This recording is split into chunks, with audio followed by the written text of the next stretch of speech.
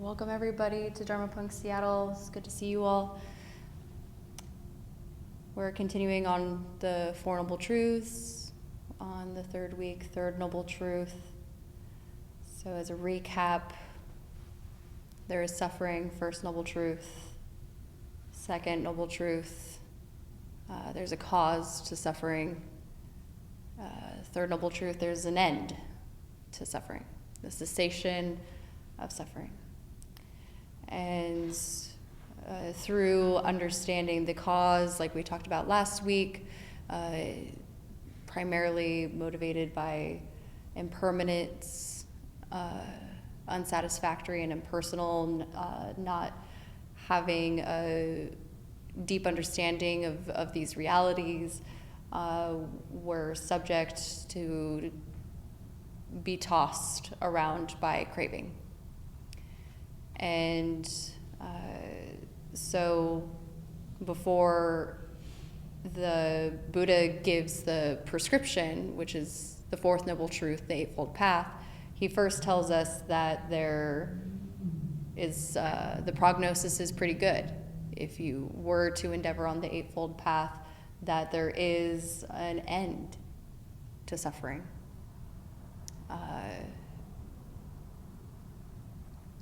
I'm sure in practice you've heard this over and over. It's not something that anybody else can do for you.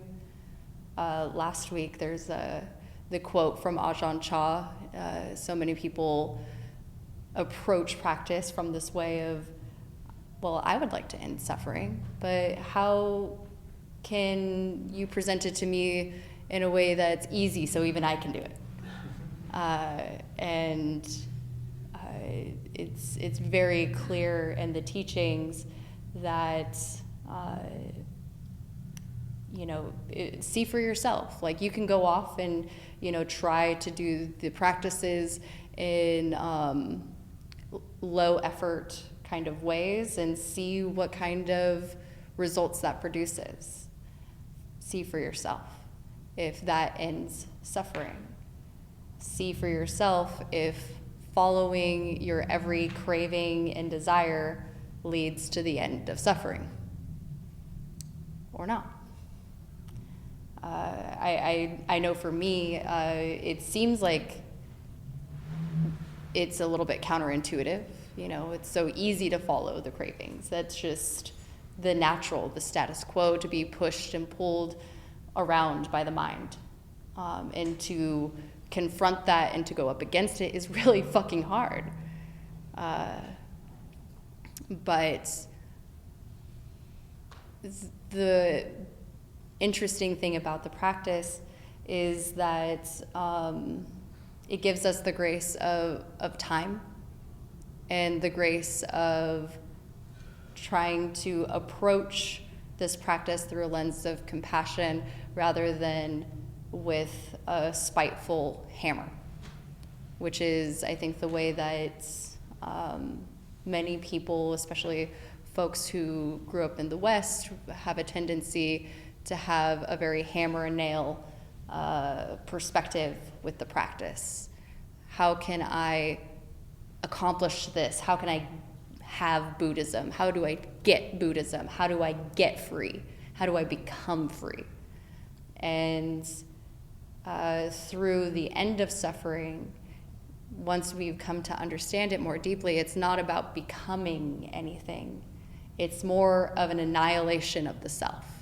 It's more of a letting go of all of the things that we've put over our hearts that we slowly figure out how to uncover. There's nothing very violent about having to do or get. It's more about slowly letting go and removing. And when it talks about the cessation of suffering, all of that means is to let go. Plain and simple, the third noble truth is letting go of craving wherever it is present.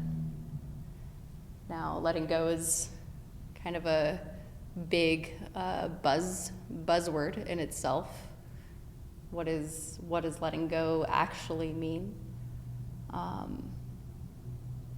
I'll go maybe a little bit more deeply into that during the former talk, but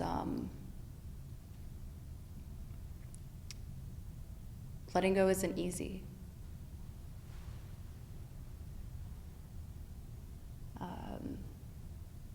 In my own direct experience, though, that I can see where so much of my own suffering has been not knowing when something was over and having my claws still stuck in it.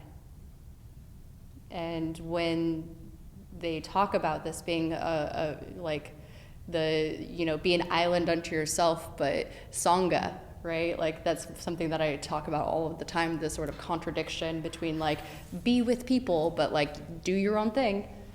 Like that's what it means. It's like you have, like, even in Sangha, we're all on our own separate paths. Like everybody has their own little trail. Nobody's walking on your trail. You have to walk on your trail. And if you're trying to pull somebody along on your trail, you're slowing yourself down. Or maybe you're not going anywhere. And so how many times in my own practice has, I been dragging along people, jobs, different material things that I just wasn't ready to let go of. And the more that we let go, the more quickly we move along our path.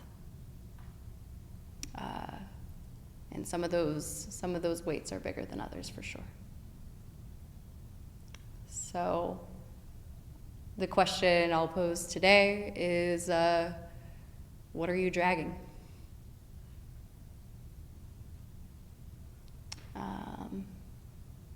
And if you're on YouTube, you can meditate on the topic or journal.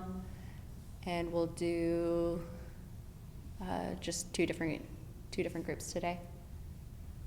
So, good luck.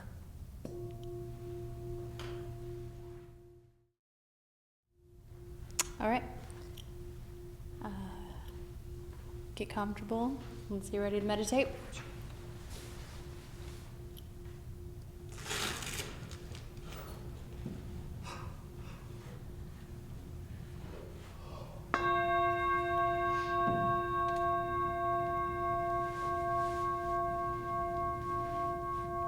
Finding a comfortable way to sit that is upright. Stacking each vertebrae one on top of the other.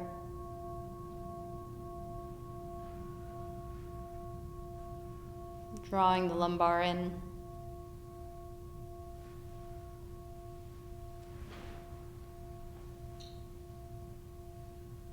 Allowing the muscles in the stomach to relax and the shoulders.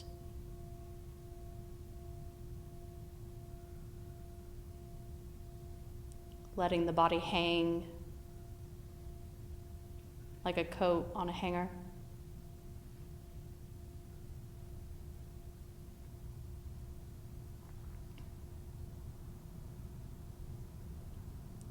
The muscles in the face, relaxing the jaw, tongue, muscles around the eyes.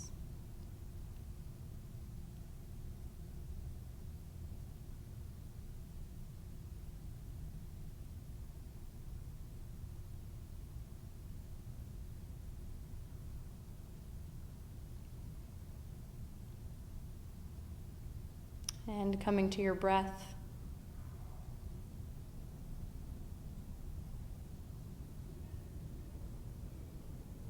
The base of the nostrils, or in the rise and fall of the chest or abdomen.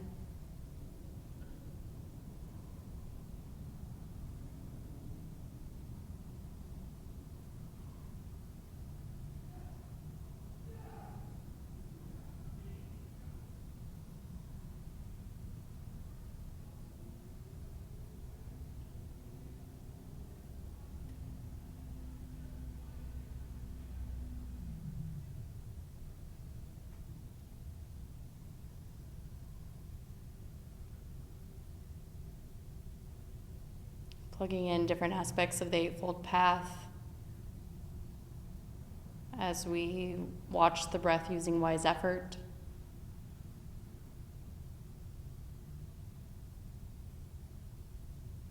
Attempting to hold the breath in a way that is not so loose that it's lost and unsteady, and not so strict that it's choking.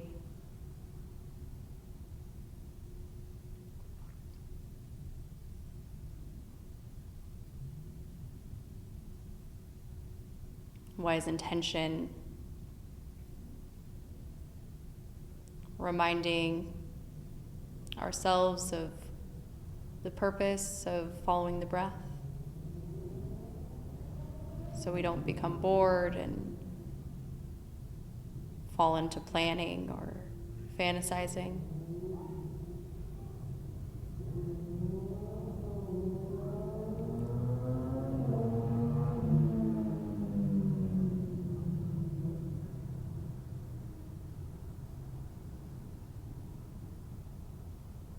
Continuously reminding ourselves why it's important to have a relationship with the breath.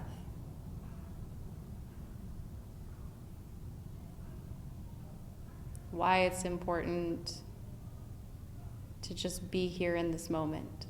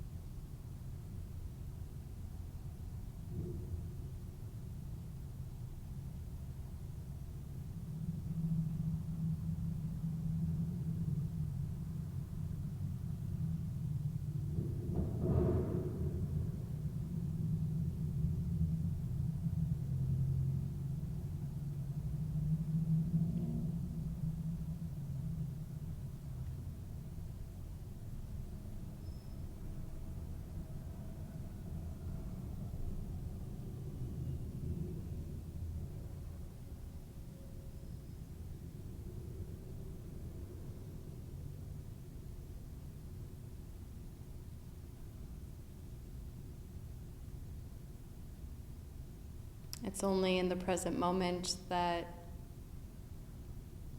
freedom can be realized.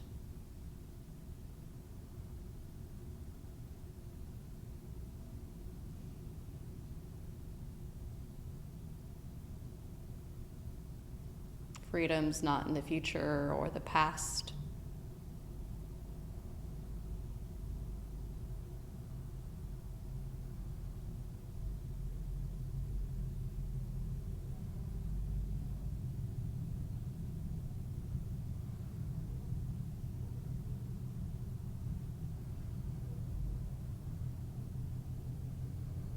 Available here, now.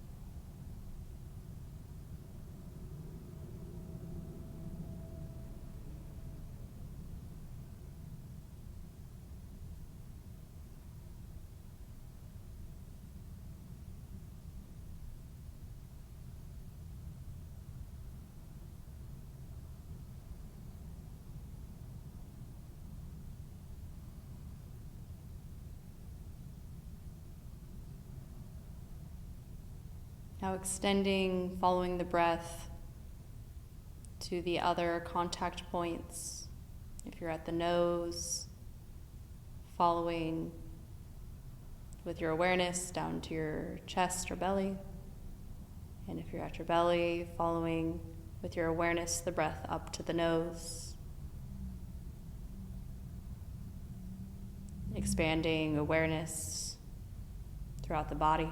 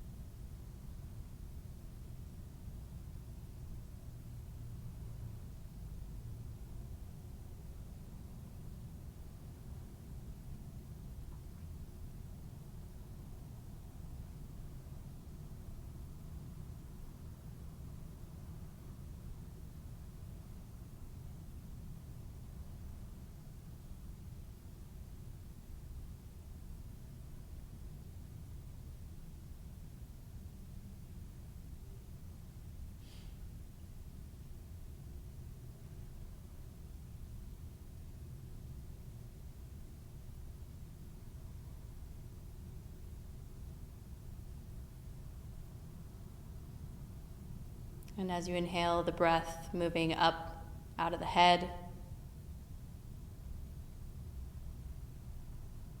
And as you exhale, the breath moving through the trunk of the body and down the legs, down to the chair or floor.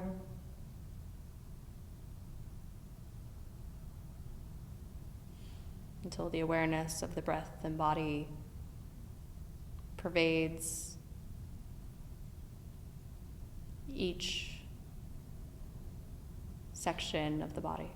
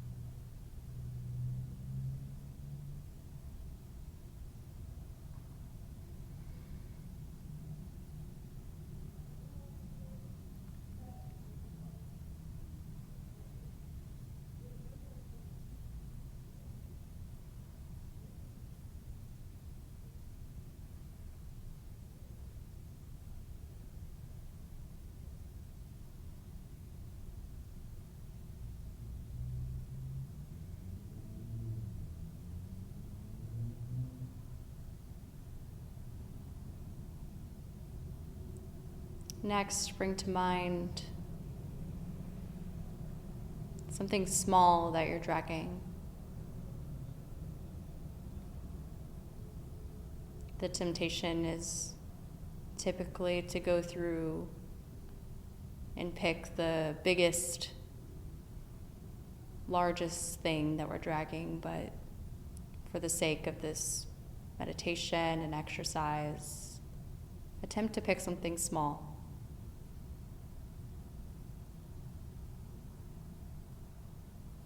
The purpose, so that maybe you might be able to see the end of suffering by the end.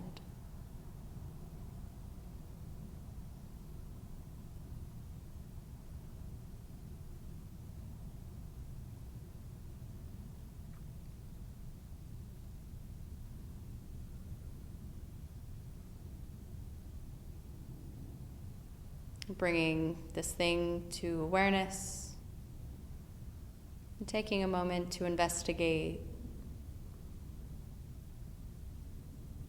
second noble truth. What is the cause? Where's the craving?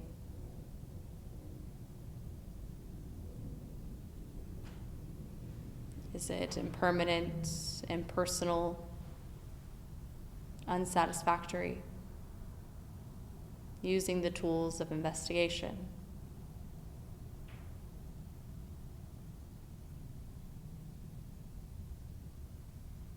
How is the craving manifesting?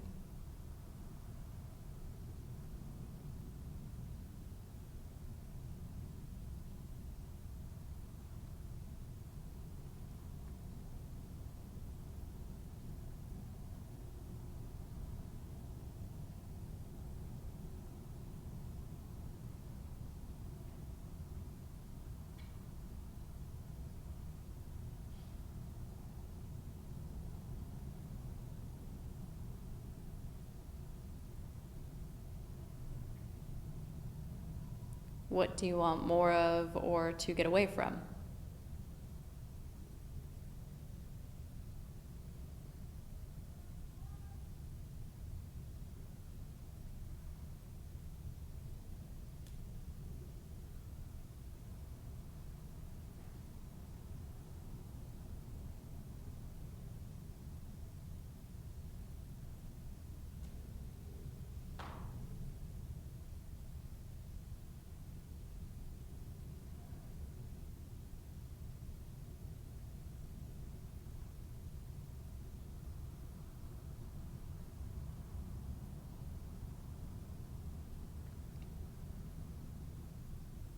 And once this has become clear, awareness, the reality, Dharma,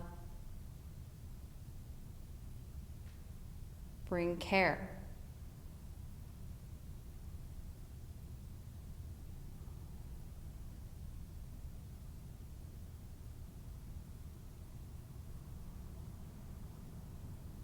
Because below that craving, there is a small amount of pain. Go there and care.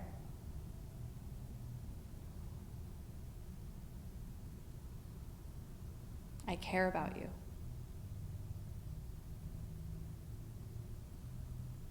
I see you. I got you.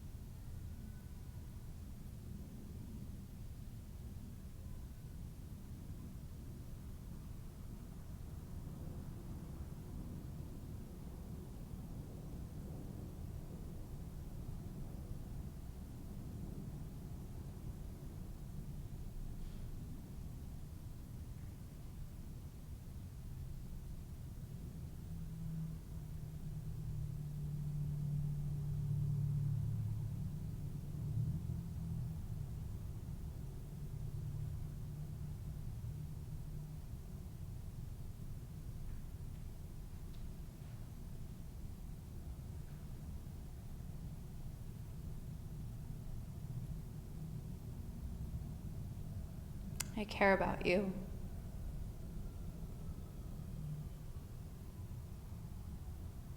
I see you.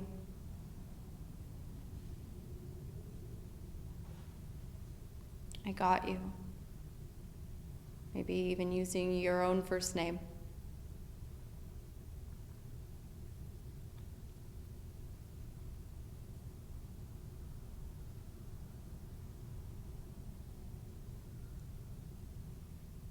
Saying this to a younger version of yourself, adolescent or child.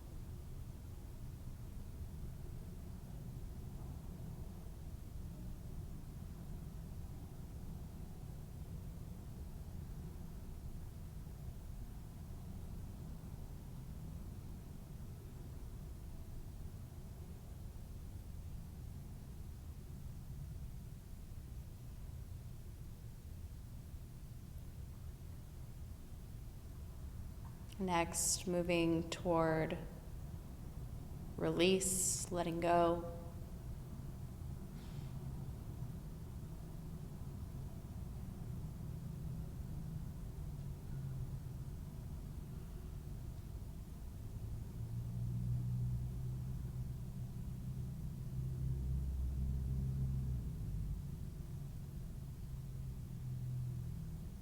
If you like visualization, you can imagine this suffering just floating away, saying goodbye.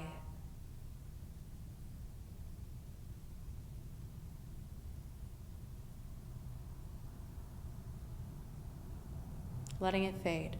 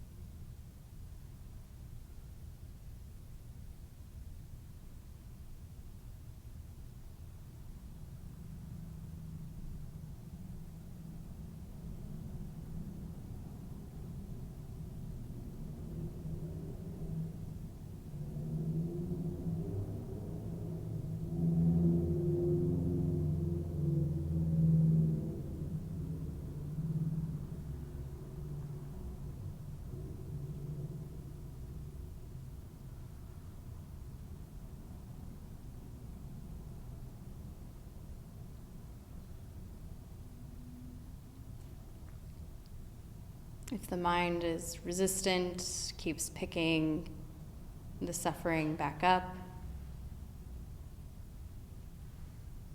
just remind yourself that I don't have to do anything about it right now. I'm just letting go for this moment.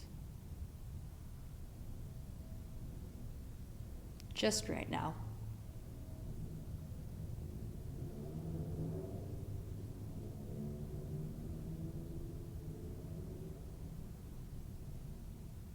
I don't have to do anything about it right now.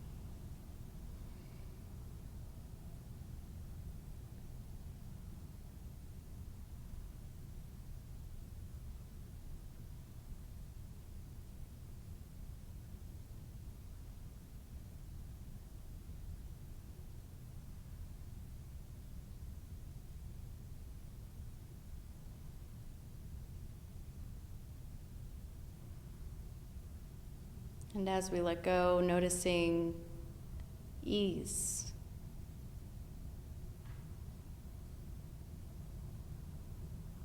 If you get to the end and there's a lack of ease,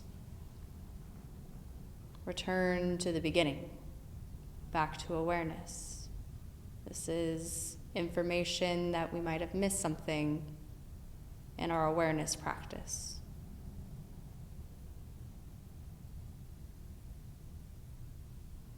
If there is ease, notice the cessation of suffering, third noble truth. So often we let go and just pick up the next suffering without allowing ourselves just to be at ease, free from suffering in this moment. only this moment.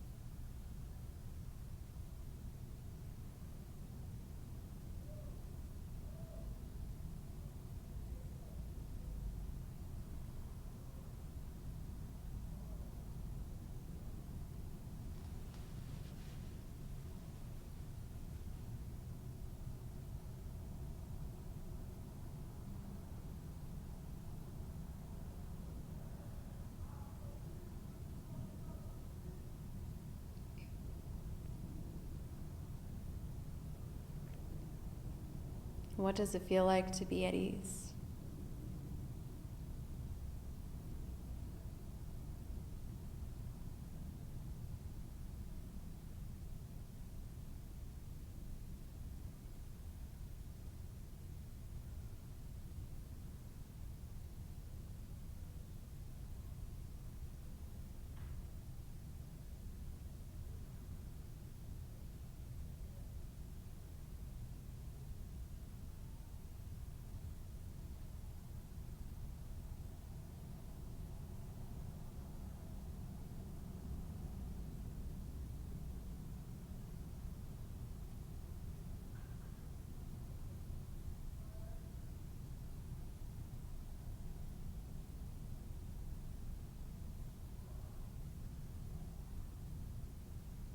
For the next several minutes of this practice,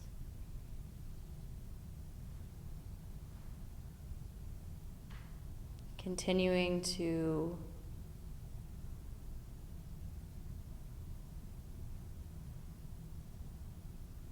try out this process with different things.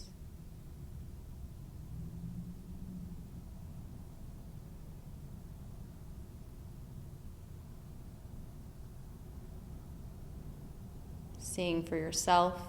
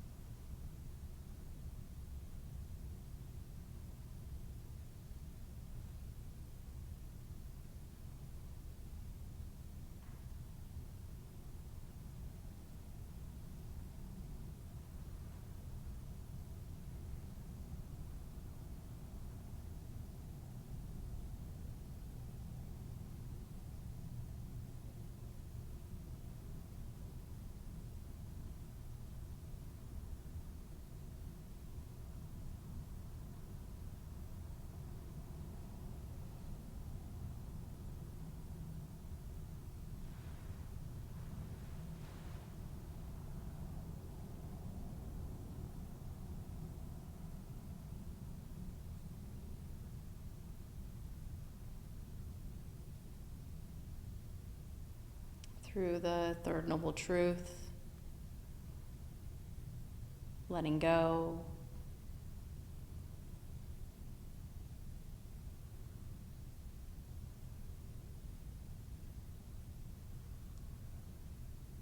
we remember what ease, what equanimity feels like, that we don't have to force it. All we're doing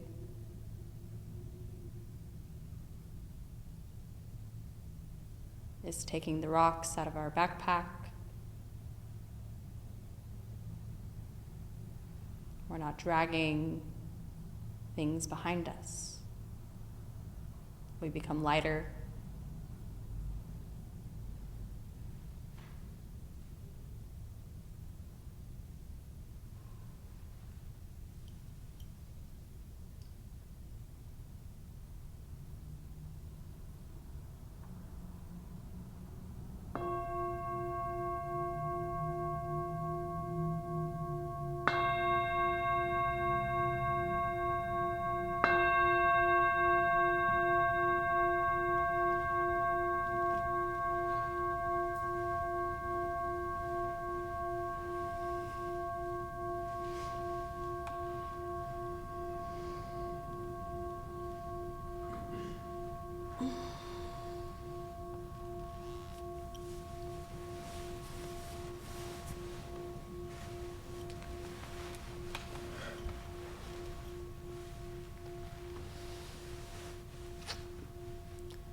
Hopefully you got a few pebbles out of your backpack.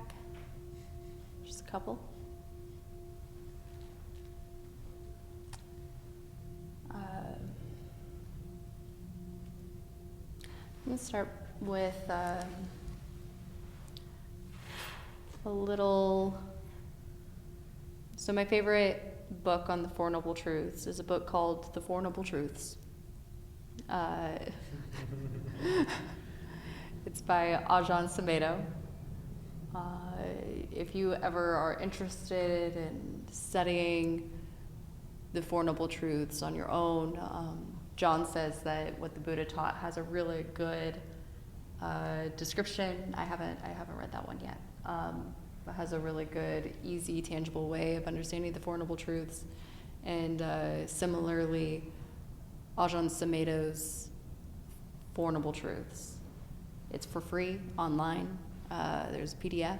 It's pretty short. It's like, I don't know, maybe 100 and something pages.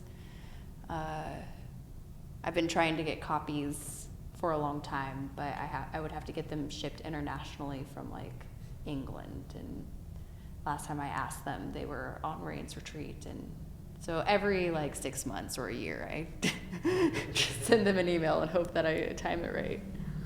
Anyways, so this passage is from that book on the Third Noble Truth.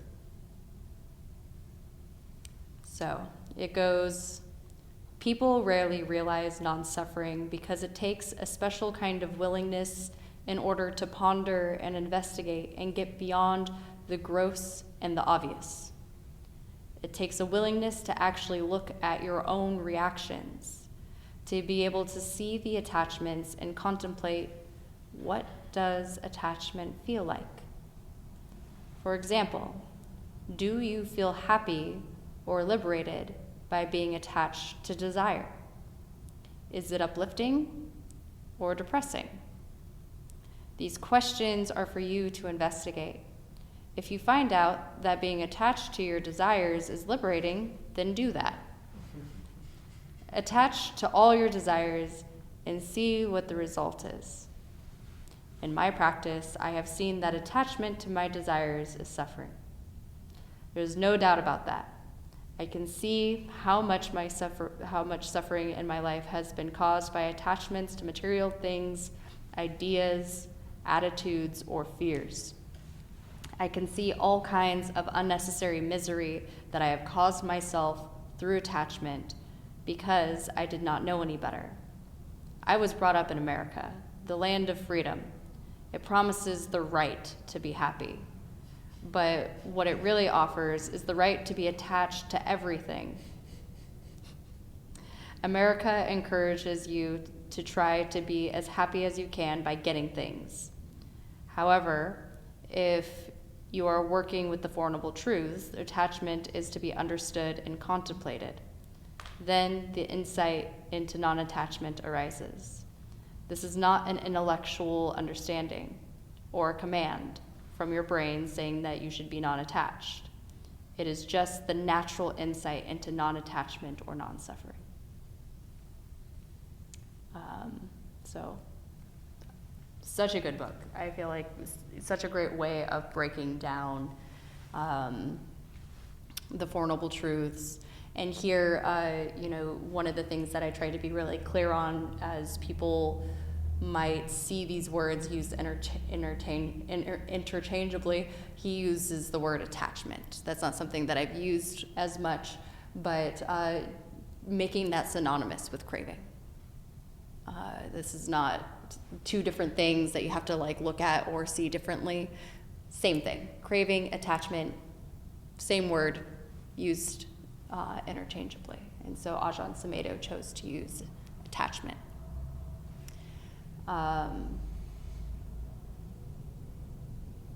In the meditation, we talked about the way to let go. And previously in my practice, letting go is hard no matter what. But it always felt like it had to be this monumental thing that I like a 12-step spiritual awakening. I let go. And I really like this formula of aware, care, release, ease. Aware plus care plus release equals ease. So using this as a formula in order to let go. And the ease being the check for sensation. If we get to the end of the meditation, if we get to the end and there's no ease, then we haven't realized suffering fully. And it says, circle back, try again, go back to aware, and again try to plug in the different tools and strategies that we learn in here in order to investigate. This isn't something that we've done wrong. It's just oftentimes trying to see the reality of our own minds is very difficult. Our minds do everything that they can to obscure itself in order to not change. It doesn't want to be seen.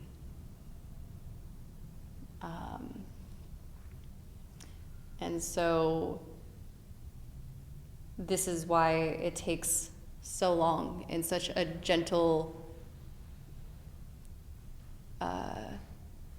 the Buddha is saying that this practice is patient endurance is the incinerator of defilement.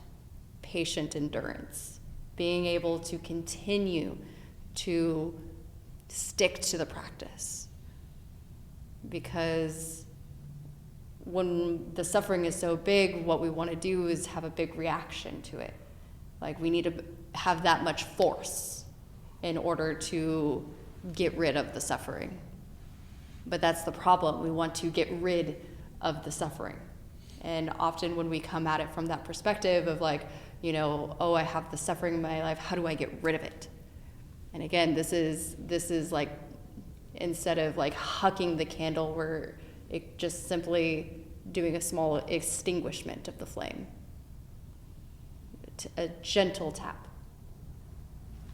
And so anywhere that we start to repel and say, I don't want this suffering, gross, ew, get this person the fuck away from me, get this heartbreak out of my life, anywhere where there's that tone, that's aversion, that's craving, that's attachment. And so, again, being able to take this patient endurance, because this is so hard to be able to come through the lens of aware and then care. How often in our own practice have we come up against our suffering and it's, you stupid fucking idiot, you're here again? Suffering again? How old are you? Shouldn't you know better? How long have you been practicing? Get the fuck together. How often is it that? And wherever there is suffering, there's probably pain underneath it. There's suffering and there's also pain. You know, we talked about that in the first Noble Truth, the difference between the pain and the suffering, these being two different things. And we often spend most of our time focusing on the wrong aspects of it. We focus on the suffering, and then it grows exponentially, right? We feel bad, we feel heartbroken, and so we say, well, I'm gonna eat a giant pizza. And then does that make us feel better? For the moment, like, yes, I became a fucking cheese pizza and I felt great. And then my body hates me. And the suffering perpetuates. Now I'm tired. And like all of this over like one heartbreak, and suddenly I've like strewn suffering, just smeared it all throughout my day, all because I just didn't go and deal with the pain. Because now I'm tired, what do I gotta do to deal with the tired? Well, I'm either gonna go and avoid a whole bunch of work and take a nap, or I'm gonna like get way too jacked up on caffeine. And, oh, okay, now I'm too jacked up on caffeine, can I sleep tonight? Fuck, the cascade of suffering. This shit's so real. All because we just like, someone looked at us funny, like way over here. And here we are, now like 3 days without sleep. We're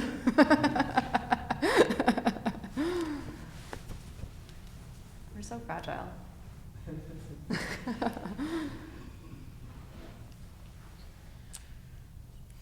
So care, bringing the aware and then bringing the care to wherever the pain is. It doesn't matter how big or small. So often we say, well, I'm a Buddhist practitioner, I shouldn't be feeling this way. Where does Buddha say no pain? Where does Buddha say things aren't painful? This practice never says things aren't painful. Sorrow, despair, lamentation, grief, that's optional. Pain, not so optional. And so we run toward our pain. And that's where this begins to be a hard sell, right? Is, even though we hate our suffering, it's easier there. Because we feel like we have control. And that's one of the big aspects of it. You know, whether you call it craving, whether you call it attachment, it's all an effort to control pain. And so learning the skill of being able to develop care for even the tiniest of pains. I'm disappointed that that person cut me off in traffic. So fucking stupid. Care about it. Feel that little pain. It's gonna feel probably a lot better than hating it. Even if it feels stupid in the moment, to be like, oh, I'm sorry, little Bree, that you feel disappointed about being cut off in traffic.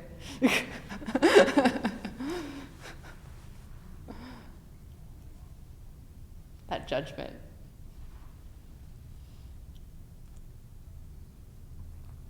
And, you know, as I was alluding to in the beginning of the talk, and on the post for the Instagram, you know, there's an end to suffering, and we can't take anyone with us. We don't get to decide who's there with us. Even in Sangha, right? Some people continue on in the path, some people don't. People in our lives, they have their own responsibility to take on this practice, or a practice of some kind that ends suffering. We don't get to decide their path for them.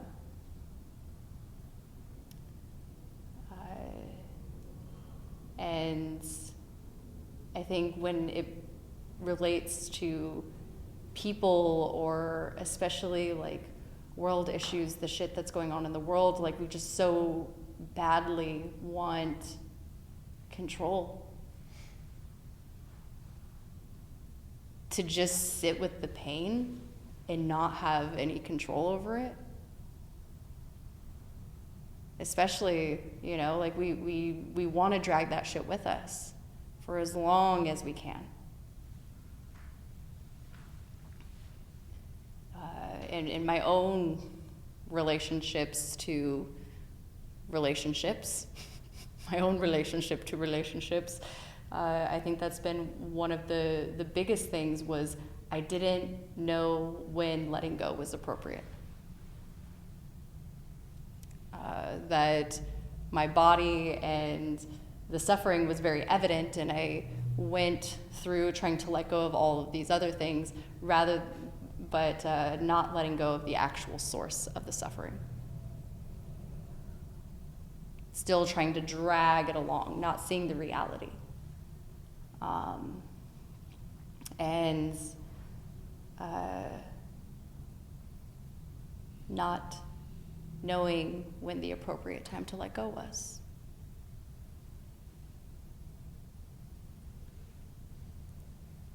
And so this is a practice that I use every moment of every day. This isn't just for the cushion. This is because suffering doesn't just happen when I'm sitting on the cushion. Suffering happens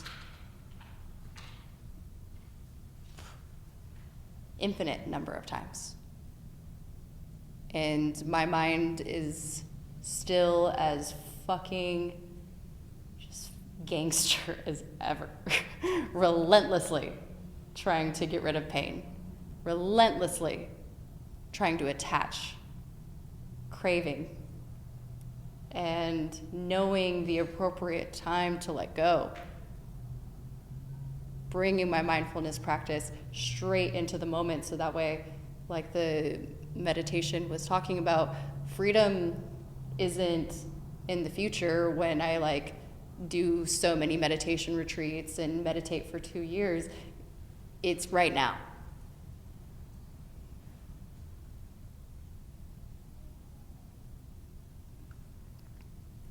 And so bringing that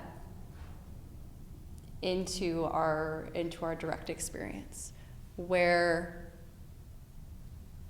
am I not letting things go at the appropriate time? You know, from things as big as, you know, letting go of some aspects of social media, letting go of some aspects of relationships, letting go of turning off the TV in time so I go to bed at the right time. It's everywhere. And I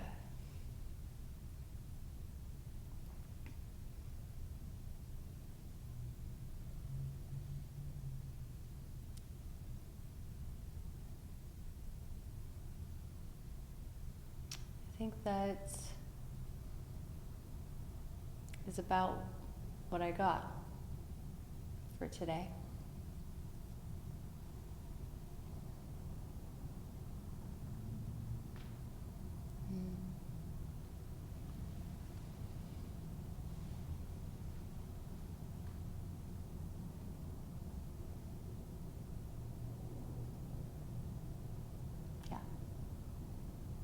I'll leave it there. Any thoughts, questions? Is letting go clear?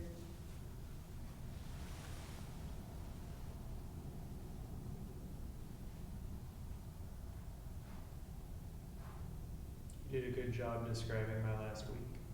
Proliferation of little sufferings. Just a cascade. You're like, wait, I did that whole thing. I couldn't sleep, and then my stomach hurt, and then I had too much caffeine, and then I really couldn't sleep, and I slept too much. And then I was eating like shit. Yeah. It's fine. We're so fragile. We are so fragile.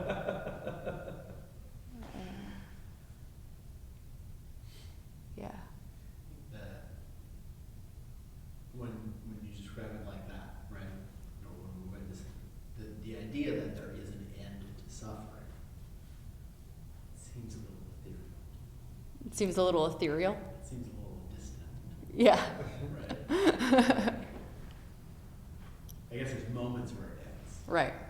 But there's not a finite end to it necessarily. Maybe there is some like mystical idea of enlightenment being reached. Right? Yeah. There's a one-way path. You go through the funnel and then you can't go back. But like,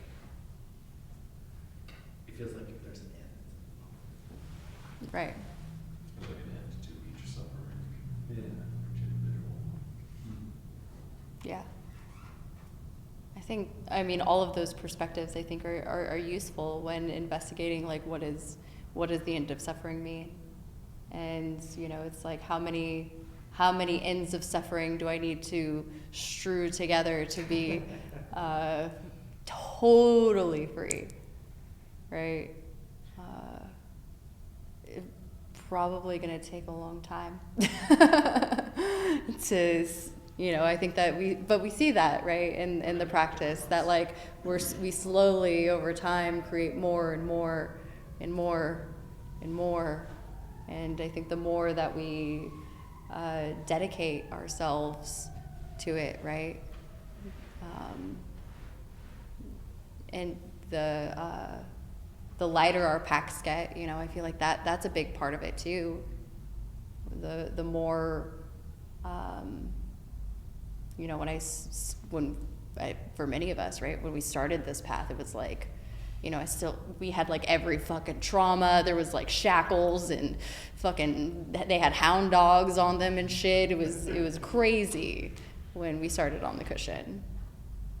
And as our packs have gotten lighter, our pace kind of quickens.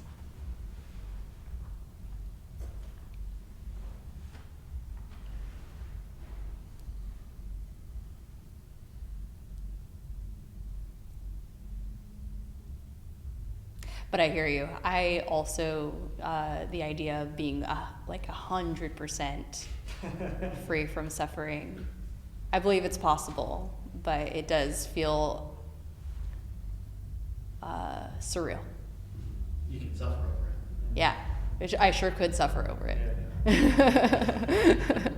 feel like I'd have to want it first. Like, Yeah. I'm quite attached to certain aspects of suffering. Yeah.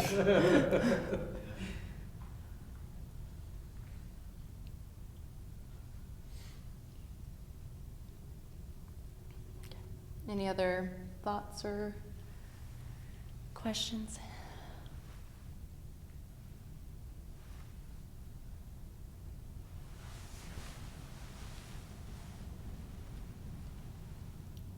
All right, we'll end it there. So, Donna, there's a $5 to $10 suggested donation. No worries if you aren't able to donate.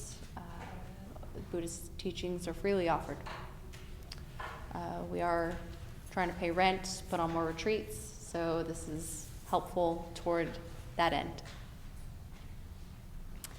Speaking of retreat, most of the people in this room do know that there's a retreat this Saturday with Seho. He's going to be coming clear in from Maryland to give us a really lovely way that he's developed language around Buddhist practice. And initially there wasn't a registration. Now there is a registration. I'm sorry, I led you astray. So if you are coming, please do fill out the registration. It's in the link bio of the Instagram. So pretty low key. All you have to do is put your name on there, and there's also a copy of the schedule, so you can see the schedule, and it's hybrid? Question mark? Why are you looking at me? I'm confirming whether this is hybrid or not. Oh, whether I can set up the stream. Yeah. It's gonna be here, right? Yeah. Is your cell phone gonna be here? No. Is someone not on T-Mobile gonna be here? Probably. Then yeah. Okay. And it will be hybrid. And